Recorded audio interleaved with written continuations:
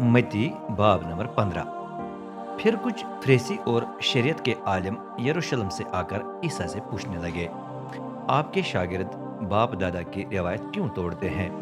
क्योंकि वो हाथ धोए बगैर रोटी खाते हैं। ईसा ने जवाब दिया, और तुम अपनी रिवायत की खातिर खुदा का हुक्म क्यों तोड़ते हो? क्योंकि खुदा ने फरमाया, अपने बाप और अपनी माँ की इज्जत करना, और जो अपने बाप या माँ पर लानत करे उसे सजाए मौत दी जाए। लेकिन जब कोई अपने वालिदैन से कहे, मैं आपकी मदद नहीं कर सकता, क्योंकि मैंने मन्नत मानी है कि जो कुछ मुझे आपको देना था वो खुदा के लिए वक्फ है, तो तुम इसे जायज करार देते हो। यूं तुम कहते हो कि उसे अपने माँ बाप की इज्जत करने की जरूरत नहीं है, और इसी तरह तुम खुदा के कलाम को अपनी रिवायत के खातिर मनसूख कर लेते हो। रिया करो, यशया नबी ने तुम्हारे बारे में क्या खूब नबूवत की है। ये कौम अपने होंठों से तो मेरा एहतराम करती है, लेकिन उसका दिल मुझसे दूर है। वो मेरी परस्तिश करते तो हैं, लेकिन बेफायदा, क्योंकि वो सिर्फ इंसान ही के अहकाम सिखाते हैं। फिर ईसा ने हुजूम को अपने पास बुलाकर कहा, सब मेरी बात सुनो और इसे समझने की कोशिश करो। कोई ऐसी चीज नहीं जो इंसान के मुंह में दाखिल होकर उसे नापाक कर सके, बल्कि जो कुछ इंसान के मुंह से निकलता है वही उसे नापाक कर देता है।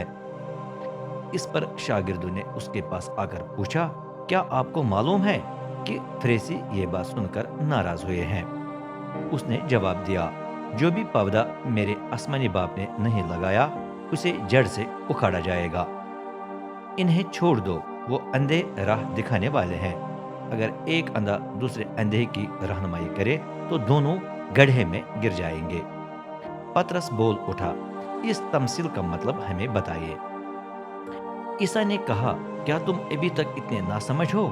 क्या तुम नहीं समझ सकते कि जो कुछ इंसान के मुंह में दाखिल हो जाता है वो उसके म्यादे में जाता है और वहां से निकलकर जाए जरूरत में। लेकिन जो कुछ इंसान के मुंह से निकलता है वो दिल से आता है, वही इंसान को नापाक करता है। दिल ही से बुरे ख्यालात, कत्ल गारत, जिनाकारी, हरामकारी, चोरी, झूठी गवाही और बोहतान निकलते हैं।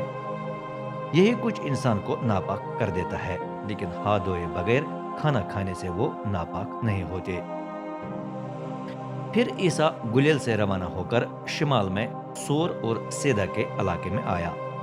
इस इलाके की एक कनानी खातून उसके पास आकर चिल्लाने लगी, खुदावंद इब्न दाऊद, मुझ पर रहम करे, एक बदरूह मेरी बेटी को बहुत सताती है। लेकिन ईसा ने जवाब में एक लफ्ज भी न कहा। इस पर उसके शागिर्द उसके पास आकर उसे गुजारिश करने लगे, उसे फारिग कर दें, क्योंकि वो हमारे पीछे पीछे चीखती चिल्लाती है। ईसा ने जवाब दिया, मुझे सिर्फ इस्राएल की खोई हुई भेड़ों के पास भेजा गया है। औरत उसके पास आकर मुंह के बिल झुक गई और कहा, खुदावंद मेरी मदद करे। उसने उसे बताया, ये मुनासिब नहीं कि बच्चों से खाना लेकर कुत्तों के सामने फेंक दिया जाए। उसने जवाब दिया, जी खुदावंद, लेकिन कुत्ते भी वो टुकड़े खाते हैं जो उनके मालिक की मेज पर से फर्श पर गिर जाते हैं। ईसा ने कहा, ए औरत, तेरा ईमान बड़ा है, तेरी दरख्वास्त पूरी हो जाए। उसी लम्हे औरत की बेटी को शिफा मिली।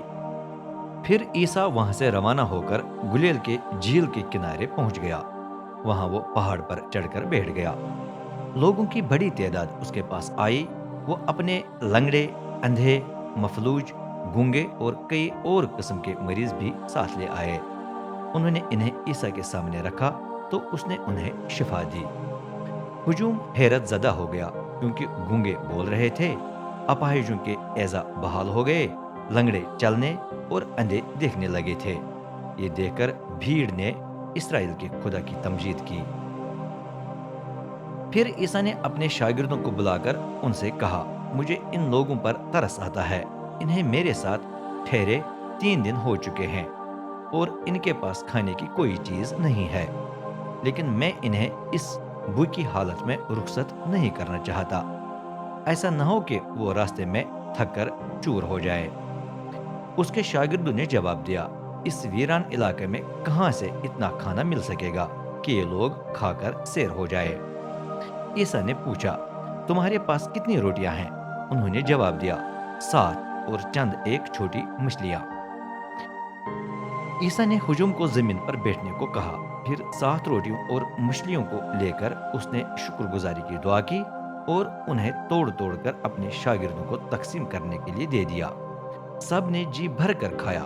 بعد میں جب کھانے کے بچے ہوئے ٹکڑے جمع کیے گئے تو 7 بڑے ٹوکرے بھر گئے۔